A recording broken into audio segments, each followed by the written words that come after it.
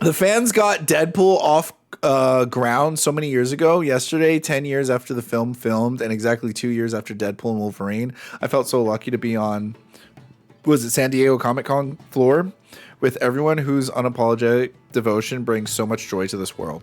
That's great. Yeah, I think Ryan Reynolds, I think he showed off what color the suit was. I can't play that because of copyright, but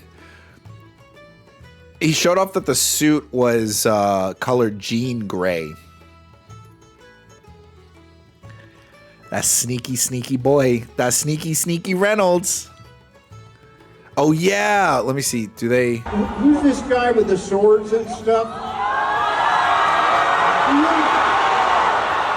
Long-time listener, first-time caller. This seems an awfully expensive way to announce a film. When do you start filming? There he is. There he is. That's the guy. I think he does a great job. There are some people that just seems like they were born to play a role, and I think Ryan Reynolds fits Deadpool absolutely effortlessly and perfectly. I think the whole joke, the bit there, was he was like, "Oh, when are you guys gonna be filming? When can I join?" And they were like, "Dude, we're already wrapped up. We're done." He's like, "Oh, so Deadpool won't be in the movie." What is this right here? We got more stuff from San Diego Comic-Con. The demon lady. Was that improvised?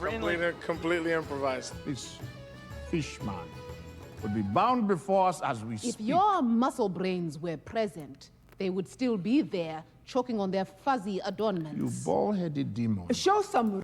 Dude, I remember everybody in the theater busted out laughing listening to that. This was you bald-headed demon. Choking on their fuzzy adornments. You bald-headed demon. Show some respect, you two. I borrow a lot from Nigerian Igbo culture, and I just felt like that's something that someone of that tradition would do and say in that moment. Dude, what a great... That's feminism right there. That's equality. Man, I love me some real equality right there. Oh, that's right. We also got Ghost Rider announced. Re-announced. So we got Ryan Gosling playing as Ghost Rider.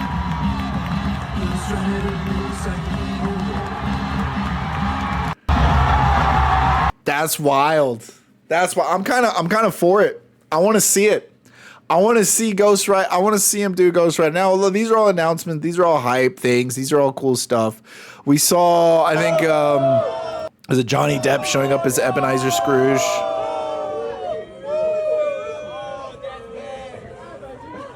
You're evil, sir. That was a terrible. And if I could see his role, I did nothing bad. And you come back tomorrow, you will not get what I thought.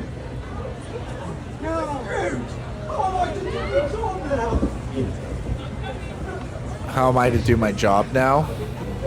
Get on your hands and knees.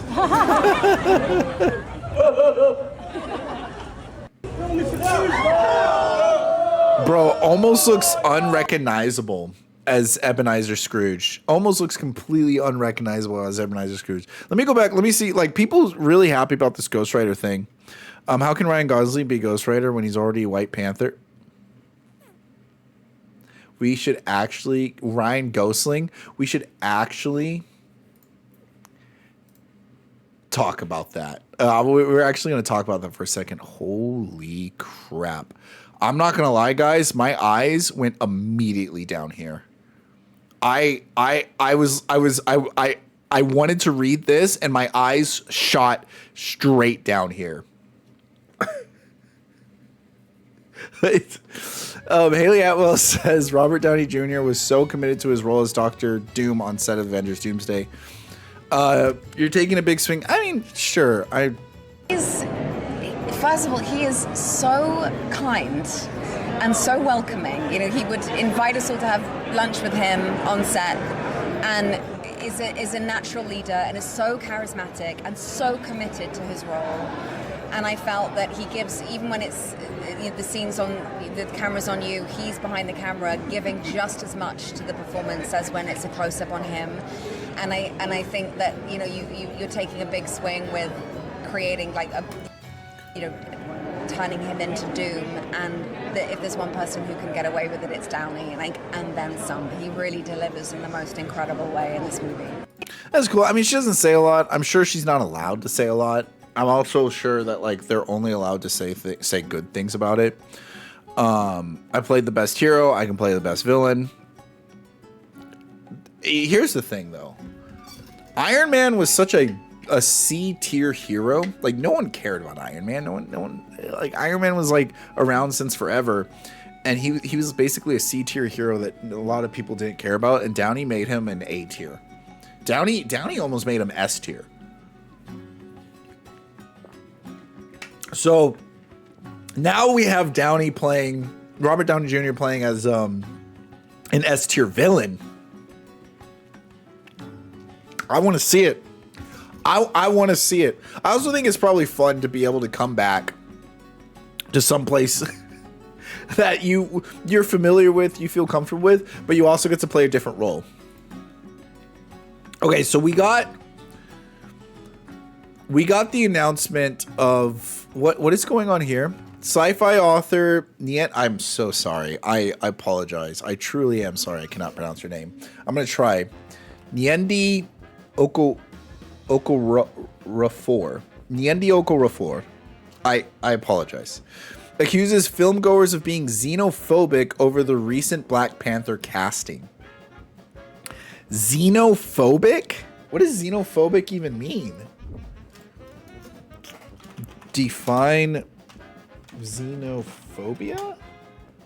A fear, dislike, or hatred of people from other countries, cultures. Oh, because they're aliens. See, I heard xenophobia and I was actually thinking of like extraterrestrials. And I was like, what? Okay. So, well, at least they're not saying they're racist. I mean, for the recent Black Panther cast, watching people complain about David Johnson. I'm going to read that as Johnson being cast as Black Panther because he's British and Black Panther should be American is precisely why I walked away from the whole Black Panther thing years ago. American, I know what they mean by that word. This country has so many effed up identity issues. That's a fact. Xenophobia is right there at the top, and it's not limited to white Americans. I mean, like, this is normal. I think a lot of people were hesitant when Henry Cavill was going to play Superman because he was an American. And it's like, are we really going to have this guy that's not American? Are we going to have a British person play as Superman? Like the mascot of America, basically. So, like, I don't think it's anything new. I also think, like, isn't Black Panther African? Why would we... I guess he's an American character, but like he's African, right? Like, wouldn't we be more concerned with him being African? Or am I just like overthinking it? And the last thing is, I think it's fine for these people to be hesitant. Like, you don't want to hear a British accent on an American character. You don't want to hear an American accent on an African character. You don't want to hear an Indian accent on a Korean character. Like, you just like it takes you out of it. So I don't think I think whenever you go out of your way to call people xenophobic and your context is just that people think they should be cast as an American, I think you're being woefully ignorant. I really do. I don't think you're being honest to the conversation at hand, and you're not trying to understand the problem people are having. You're just labeling those people. So this is David Johnson is your new Black Panther. To our new Black Panther, Mr. David Johnson. Dude, 2028 Black Panther 2028. In 2 years, we're gonna get a Black Panther, and they're putting this guy as the new Black Panther.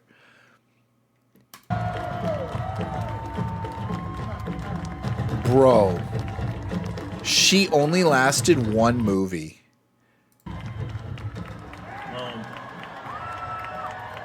She only lasted one movie. This young man. Oh my gosh, dude. They didn't even keep her that long. You know what they should have done? They should have hired a white person. Hey, we've been doing so much race swapping, and we want to do hire a Mexican Black Panther. Hire a where's my Asian Black Panther? Where's my European? What? Where's the diversity? Where I see like so little diversity. What is happening here? The only white person here is was that Kevin Feige? Where's all the diversity going on? What happened? This young man. No, I think this is a great opportunity for this guy. I really do. I'm curious to see how they're going to portray it and how they're going to push it in the story, but I really want to see it. But Ryan Gosling was right there. Horrible miss by the MCU. That's why they made him Ghost Rider. That's why they made him Ghost Rider.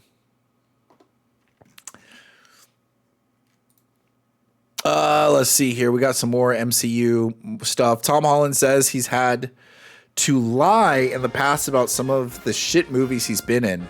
Yeah, like when you're under contract and you're told to go promote this movie, of course you're gonna have to lie. Especially if they ask you certain questions, you're gonna have to deflect. You're gonna have to act like a politician to sell that movie. One, I mean, it's best for your career, and two, they probably are forcing you to do so. And I hate that. I think that's so dumb because you're asking for people's money. I get it. I get why they do it. I get why it's happening. I understand it. I wonder if he's talking about Uncharted. I wonder what movie he's talking about. When you're doing press for movies you're really proud of, it's real easy because when they ask you questions about why should people go and watch this movie, you're not lying to anyone. You really feel like people should go see it. I've had experiences before when people say, why should you see this movie? And in the back of your mind, you're like, you shouldn't because it's shit. Interviewer, so Tom, how did you like Spider-Man Homecoming? Well, Zendaya was great.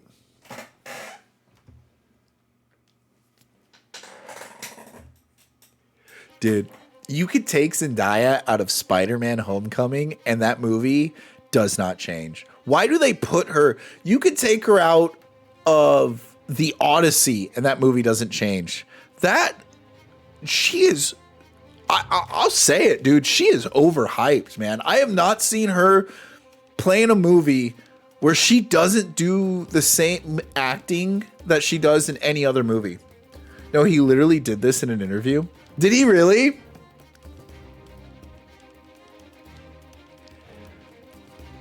Bro, do you think they were dating at the time or he was single? Do you think it was a mating call or like a shout outs I love you girl type of thing? It's one of the two. It's one of the two. It was either a mating call or it was, yo girl, I really enjoyed the time we had together. I'll shout outs to my girl. Oh, they were openly dating at the time? It was a shout out then. He was simping for his girl. And you know what? I can't blame him. I'm not mad at that answer. At that point, I'm not mad at that answer. But it is kind of interesting how he doesn't talk about Homecoming. I don't think Homecoming is that bad. Despite, I don't think at the core of what Homecoming is, I'm not that upset with it. I do find Homecoming annoying to watch because of all the DEI and woke stuff in it. But at the core of Homecoming, it's all right. It's not that bad. I think they do a good little twist on the Spider-Man. I think I like it more than most people like it, but I would not.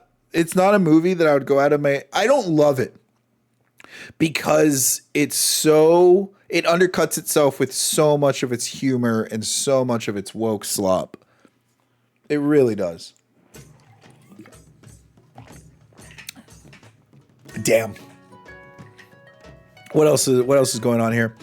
Tom Holland says he was shocked at fans celebrating how miserable Peter is in Spider-Man Brand New Day. They were saying, I'm so happy that he's miserable, throwing himself off the building. What's wrong with people? I actually responded to this one. I said, I thought you were making this for the fans. Didn't you know? Don't you know Peter Parker's supposed to be miserable? Like, he constantly talked about how he was making this movie for the fans. Didn't you know? Because him suffering through so much is his life and still choosing. Yeah, like Homecoming Spider-Man is not. Homecoming Spider-Man is not Spider-Man. Like Spider-Man is a lot more with like responsibility, and this is more authentic to what Spider-Man is. I think Homecoming Spider-Man does a good job at staying authentic to Spider-Man. I think it does a good job at like telling you an alternate version of Spider-Man, or telling you, hey, if things were just a little different, this is what Spider-Man would be. I think that's great, and I think that like it still fulfills the purpose of telling a Spider-Man story. But this is like, you want to get closer to 100% authenticity. Miserable, upset Spider-Man that has to deal with responsibilities. That's where it's at. Epic Games has hired Martin Keeley, former head of Blizzard's Battle.net, to lead the Epic Games Store and compete against... Oh.